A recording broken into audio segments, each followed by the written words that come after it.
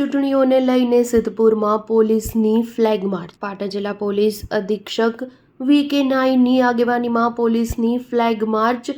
નાયબ પોલીસ અધિક્ષક અને પીઆઈ સહિતના અધિકારીઓ ફ્લેગ માર્ચમાં જોડાયા. ચૂંટણી દરમિયાન કાયદો વ્યવસ્થાની સ્થિતિ જળવાય તે માટે ફ્લેગ માર્ચ યોજવામાં આવી છે. આગામી રવિવારે યોજવાવાળી જિલ્લામાં 3 નગરપાલિકાની ચૂંટણી સિદ્ધપુર નગરપાલિકા અને તાલુકા પંચાયતમાં યોજાશે. પેટા ચૂંટણી મતદાન મથકો અને મતગણતરી કેન્દ્ર ઉપર અત્યારથી જ ગોઠવી દેવાય પોલીસ બંદોબસ્ત. ચૂંટણી દરમિયાન ક્વિક રિસ્પોન્સ ટીમ પણ રહેશે ત્યાં ખડે પગે.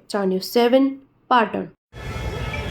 આગામી 16 તારીખે એટલે રવિવારે ગુજરાત રાજ્યમાં સ્થાનિક સ્વરાજ્યની ચૂંટણીઓ સબબ મતદાન થવાનું છે અને એ મતદાન સબબે પાટણ જિલ્લામાં હારીજ, ચાણસ્મા અને રાધનપુર નગરપાલિકાની સામાન્ય ચૂંટણી છે. સિદ્ધપુરના 2 વોર્ડની પેટા ચૂંટણી છે અને સિદ્ધપુરની 1 તાલુકા પંચાયત સીટ અને સમીની 1 તાલુકા પંચાયત સીટનું પેટા ચૂંટણીનું આયોજન થયેલું છે. એ સબબે પાટણ જિલ્લા પોલીસે પોતાની સમગ્ર તૈયારીઓ પૂર્ણ કરેલી છે. તમામ નગરપાલિકા લેવલ પર જે બંદોબસ્ત છે એનું સુપરવિઝન ડીવાયએસપી કક્ષાના અધિકારી કરવાના છે. એમની સાથે ક્યુઆરટીની ટીમ પણ છે. તમામ બૂથો ઉપર પોલીસ માણસોનું ડિપ્લોયમેન્ટ કરી દેવામાં આવ્યું છે.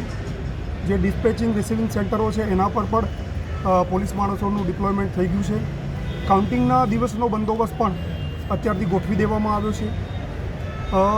જ્યારથી ઇલેક્શન ડિક્લેર થયું છે ત્યારથી કરીને અટકાયતી પગલાઓ લેવામાં આવેલા છે. જે ભયજનક લોકો છે એમની વિરુદ્ધ પાસા અને તડીપારની પણ કાર્યવાહી કરવામાં આવી છે અને અટકાયતી પગલાંની કાર્યવાહી હાલ પણ ચાલુમાં છે અને સમગ્ર પોલીસ બંદોબસ્ત સુવ્યવસ્થિત રીતે ગોઠવાયેલો છે અને બંદોબસ્તનું મોનિટરિંગ ડીવાયએસપી કરી રહ્યા છે. ઇલેક્શન ડિક્લેર થયું ત્યારથી કરીને અત્યાર સુધીમાં ફૂડ પેટ્રોલિંગ કરવામાં આવ્યું છે. આજે સિદ્ધપુર ખાતે ફ્લેગ માર્ચ પણ કરવામાં આવી છે અને તમામ મતદાતાઓ શાંતિપૂર્ણ રીતે પોતાનો મત ઉપયોગ કરી શકે, મતદાન કરી શકે અને શાંતિપૂર્ણ વાતાવરણમાં આખું મતદાન પૂરું થાય એ પ્રકારની સમગ્ર વ્યવસ્થા જિલ્લા પોલીસ દ્વારા કરવામાં આવી છે.